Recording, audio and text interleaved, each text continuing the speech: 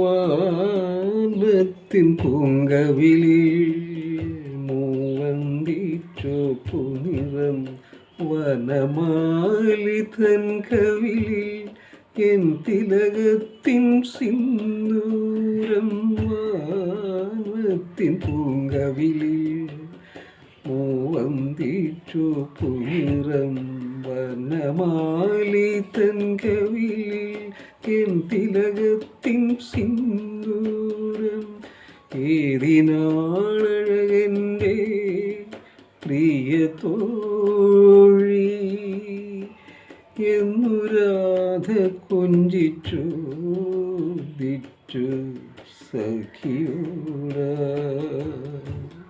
Radha കൊഞ്ചിച്ചോദിച്ചു സഖിയോടാ.